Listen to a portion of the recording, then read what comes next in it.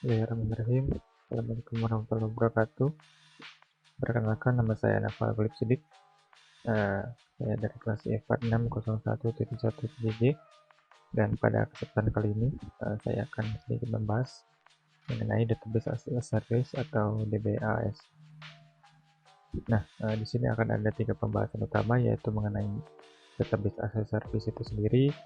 Lalu yang kedua, kira-kira gimana sih kalau misalkan kita deploy database kita on premise gitu kan, jadi di server kita sendiri, dan juga kira-kira apa kelebihan atau benefit yang kita dapatkan ketika kita deploy database as a service gitu ya. Jadi kita deploy database di cloud gitu.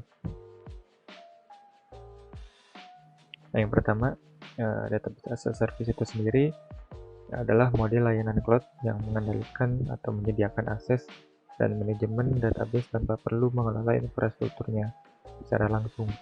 Dalam model ini, penyedia layanan cloud mengelola semua aspek yang terkait dengan database gitu, termasuk instalasinya, config, maintenance, dan juga recovery-nya.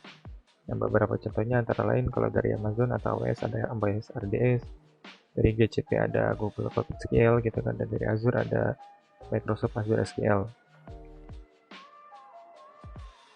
Oke, lalu untuk selanjutnya kira-kira apa sih kalau yang kita butuhkan jika kita ingin deploy database kita sendiri on premise di server kita sendiri gitu. Nah, tentunya yang pertama kita harus menyiapkan server fisik. Kita perlu menyiapkan servernya sendiri gitu kan, seperti membeli hardware-nya, memberi hard disk atau SSD, RAM, terus rak juga untuk mounting servernya, instalasi, konfigurasi network, dan lain-lain gitu. Instalasi dan konfigurasi OS-nya. Dan jangan lupa power supply juga gitu kan, serta ruangan atau NOC-nya dengan pendinginan yang proper. Lalu pastinya kita perlu mendesain database-nya itu sendiri akan seperti apa gitu kan. Nah, seperti menggunakan database-nya apa, entah itu MySQL atau MariaDB, atau misalkan milih Percona DB cluster. Kita juga perlu mendesain bagaimana redundancy datanya gitu kan, bagaimana backup stop failover-nya ketika ada isu, serta kita harus desain database-nya agar tetap highly available. Nah, tentunya selanjutnya kita juga perlu instalasi database-nya secara manual. Nah, kita harus deploy dan setup database-nya, terus bagaimana redundansinya gitu kan, agar dia bisa berjalan, backup-nya juga bisa berjalan sesuai desain yang telah dibuat sebelumnya. Terus kita lakukan juga benchmark untuk melihat apakah sudah sesuai dengan requirement atau belum gitu. Lalu kita juga perlu secara manual melakukan administrasi database-nya. Nah, kita perlu mengatur rencana dan scenario untuk patch secara berkala untuk database-nya, kayak misalkan keamanan atau security-nya, apakah sudah proper atau belum, dan juga sebagai admin perlu mengatur akses kepada user, melakukan daily operation, dan tentunya untuk melakukan semua hal tersebut gitu kan yang tadi sudah disebutkan, kita perlu tenaga ahli. Nah, atau misalkan orang yang bisa melakukan semua hal tersebut untuk kita. Entah itu kita akan merekrut karyawan atau menggandeng vendor untuk melakukan semuanya. Jelas kita perlu mengeluarkan biaya lagi gitu kan, di samping biaya-biaya yang sudah kita keluarkan sebelumnya. Nah, dari permasalahan atau mungkin yang harus kita penuhi dan kita punya untuk deploy database on-premise, kira-kira apa sih kelebihan atau perbedaan ketika kita deploy database di cloud gitu ya, sebagai database as a service. Tentunya yang pertama kita tidak perlu menyiapkan infrastrukturnya karena semua yang diperlukan sudah disediakan oleh cloud provider.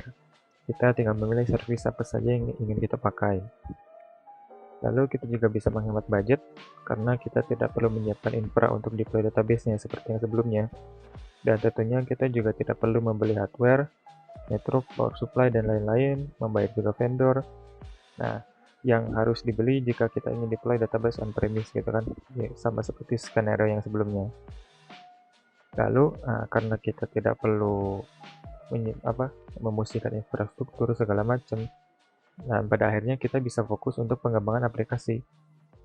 Nah, karena untuk urusan administrasi database, backup, redundancy database, daily operation, seperti auto update, juga security-nya, pemeliharaan infra database-nya, semua udah dihandle oleh cloud provider-nya.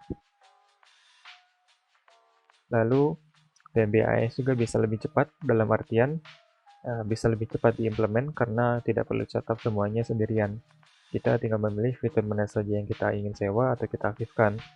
Aturannya kita bisa sesuaikan sendiri berdasarkan kebutuhan tanpa harus memikirkan bagaimana cara implementasi konfigurasinya. Dan yang terakhir tentunya integrasinya akan lebih mudah. Akan jadi keuntungan jika kita sudah memakai service atau layanan lain di cloud provider tersebut. Semisal kita deploy Kubernetes di AWS gitu kan, dengan servicenya biasanya kita sebut AWS EKS, AWS Elastic Kubernetes Service. Nah, maka dengan memakai database dari AWS juga, yaitu contohnya AWS RDS, integrasi antara aplikasi di Kubernetes dengan database akan jadi lebih mudah dan cepat gitu, karena sama-sama di cloud provider tersebut. Kita akan memakai service di layanan cloud provider tersebut. Oke, kira-kira cukup sekian dari saya. Terima kasih. Wassalamualaikum warahmatullahi wabarakatuh.